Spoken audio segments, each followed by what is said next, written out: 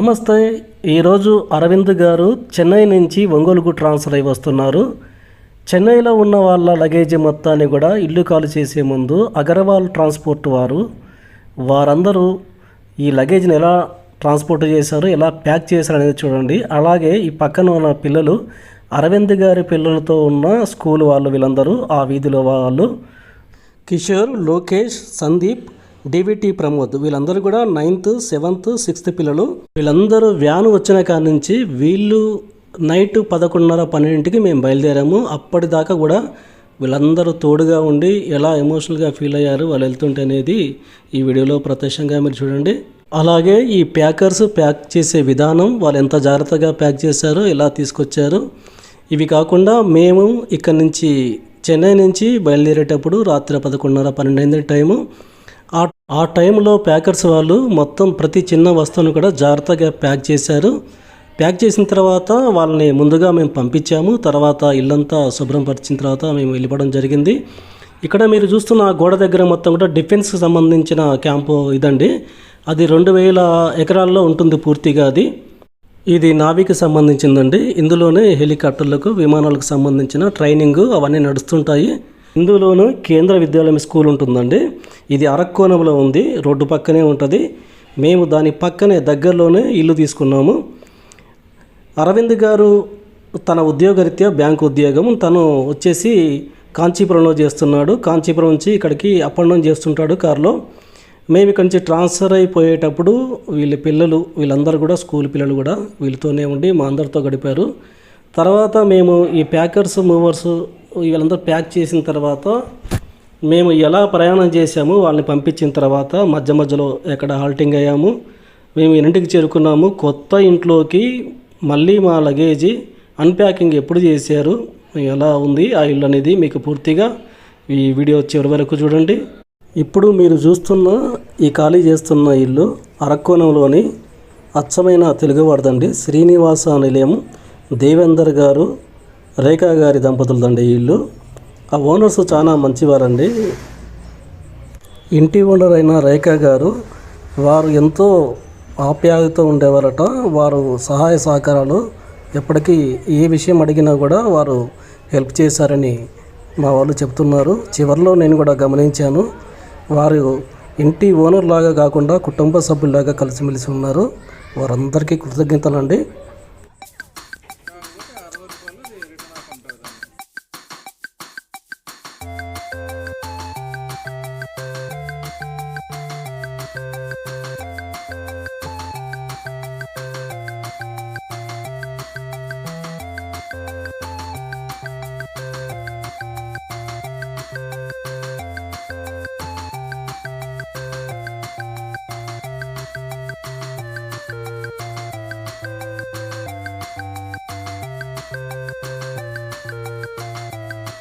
ఆ రోజు లగేజ్ మారుస్తున్నప్పుడు ఈ పిల్లలు కూడా ఎంతో హెల్ప్ చేస్తున్నారు.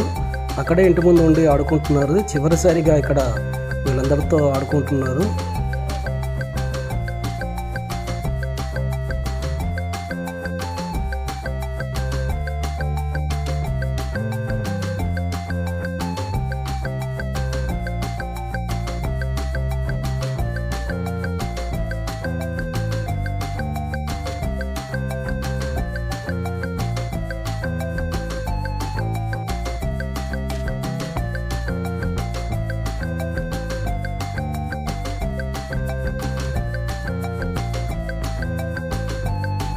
ఇల్లంతా ఖాళీ అయిపోయింది. లోపలంతా శుభ్రం చేయడానికి మేము రెడీ అయ్యాము. మొత్తం ఖాళీ చేసి వెళ్ళిపోయే ముందు వీళ్ళు ఈ వర్కర్స్ అందరూ కూడా అగర్వాల్ వాళ్ళందరూ ప్యాకింగ్స్ అందరూ కూడా నాతో పాటు ఫోటో దిగారు. తర్వాత బాయ్ చెప్పి వాళ్ళని పంపించేసా. తర్వాత మిగతా కార్యక్రమం ఆ ఇంట్లో మొత్తం శుభ్రం చేసి మేము బయలుదేరడం జరిగిందండి.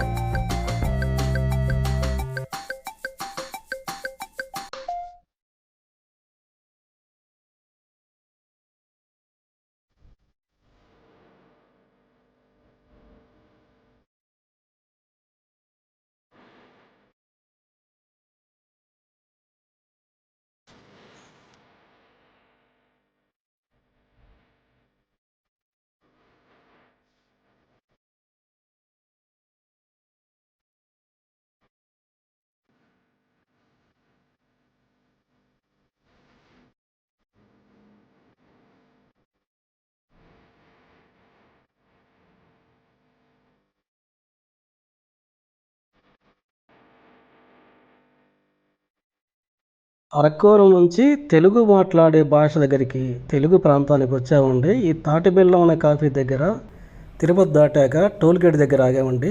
నైట్ ఇక్కడే పడుకున్నాము నిద్ర వస్తుంటే, డ్రైవింగ్ ఇబ్బంది అవుద్దని చెప్పేసి. ఇది తెల్లవారుజామున లేచి 5:30 అట్లయింది. ఆ ప్రాంతంలో అరవింద్ గారు నేను లేచి కొంచెం తిరిగి ఇక్కడి నుంచి బయలుదేరామండి. మీరు చూస్తున్న ఈ ప్రాంతం మామిడికాయలు విపరీతంగా దొరుకుతాయండి. కావలి దాటాక ఒంగోలుకి మధ్యలో ఉంటుంది. విపరీతంగా మామిడి పండ్లు దొరుకుతాయి ఇక్కడ. తెల్లవారులు కూడా ఇక్కడ ఉంటాయి. పొద్దున, మధ్యాహ్నం, నైటు ఎప్పుడు కూడా ఇక్కడ సౌకర్యవంతంగా మామిడికాయలు అమ్ముతుంటారు రోడ్డు పక్కనే ఇరువైపులా. ఇక్కడ మామిడి పండ్లు తీసుకొని మేము మళ్ళీ ఒంగోలుకి బయలుదేరామండి. అంటే రేటు తక్కువ ఉంటాయి. పండ్లు కూడా ఇక్కడ మందేసి ఎక్కువ పండించారు. ఇక్కడ మందు లేకుండా దొరుకుతాయి కాయలు. అందుకోసమే చాలామంది పబ్లిక్ తీసుకుంటారు. పండ్లు చాలా రుచికరంగా ఉంటాయి ఇక్కడ. తర్వాత ఇక్కడ మామిడి పండ్లు తీసుకొని మేము ఒంగోలుకి తిరుగు ప్రయాణం అయ్యామండి. టైం అప్పటికే 8:30, 9 కావస్తుంది. ఆకలిస్తుంది. ఇక్కడ హోటల్ దగ్గర ఆగాము. ఇక్కడ హైవే పక్కన. అరవింద్ గారు ఇంతకుముందు 2-3 సార్లు ఇక్కడ టిఫిన్ చేశారు, బాగుంటుందని చెప్పాడు. సరే ఇక్కడ టిఫిన్ చేసేసి బయలుదేరదామని చెప్పేసి ఇక్కడే బ్రేక్ చేసుకున్నాం మేము.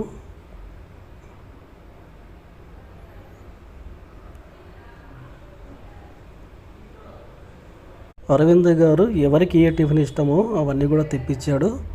ఎవరికి ఇష్టానుసారంగా వారి టిఫిన్లు మేము కడపకుండా తిన్నామండి. తిని మళ్ళీ ఒంగోలుకి ప్రయాణం అయ్యాము. ఇది ఒంగోలులోకి ఎంటర్ అవుతున్నప్పుడు చివరి టోల్ గేట్ అండి ఇది.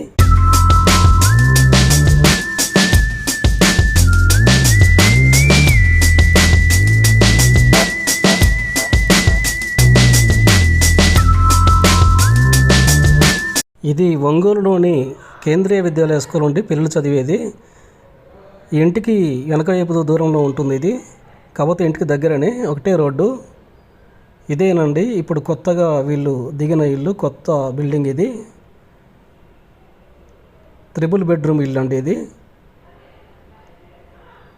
డబుల్ బెడ్రూమ్ ఇల్లు సరిపోద్ది అని అనుకున్నాము, కానీ అరవింద్ గారు ఒప్పుకోలేదు. ఎప్పుడైనా చుట్టాలు, బంధువులు మీలాంటి వాళ్ళు వస్తే అందరికీ సరిపోద్ది అని చెప్పి 3 బెడ్రూమ్ తీసుకున్నారు. ఇది ముందు హాల్ అండి, చాలా విశాలంగా ఉంది, పెద్దగా. రెంట్ ఎక్కువైనా కూడా తను బంధువులు ఇబ్బంది పడొద్దన్న ఉద్దేశంతో తీసుకోవడం జరిగింది.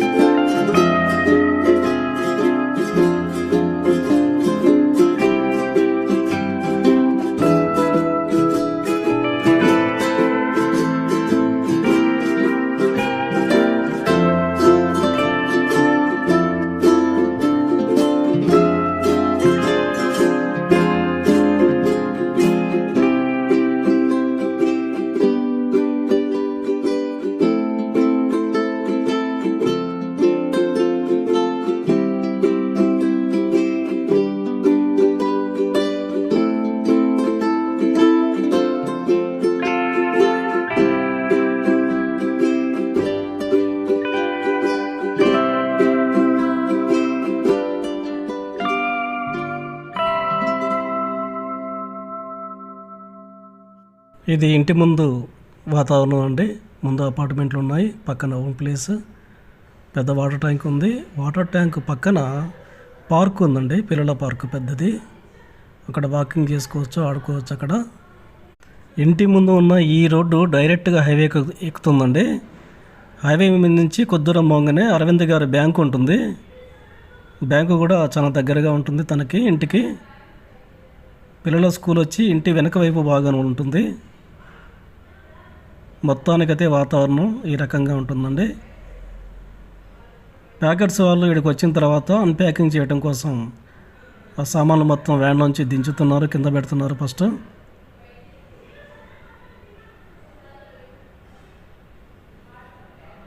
అన్లోడ్ చేసి మొత్తం ఇంటి కింద ఆ ప్లేస్లో పెడుతున్నారు ఒక చోట. తర్వాత అక్కడి నుంచి పైకి ఎక్కిస్తారు. అరవింద్ గారు చీపురు తీసుకొని శుభ్రం చేస్తున్నాడు. ఇల్లు సెకండ్ ఫ్లోర్లో ఉంటుందండి. ఇక్కడ నుంచి లగేజ్ అంతా పైకి ఎక్కిచ్చారు. మొత్తం నీట్గా సదిరి పెట్టారు వాళ్ళంతా కూడా. ఈ విధంగా అన్ప్యాక్ చేశారండి సేఫ్గా. ఓకే ఫ్రెండ్స్, ఇదండి మా ప్రయాణం. వీడియో నచ్చితే లైక్ చేయండి, సబ్స్క్రైబ్ చేయండి ఫ్రెండ్స్.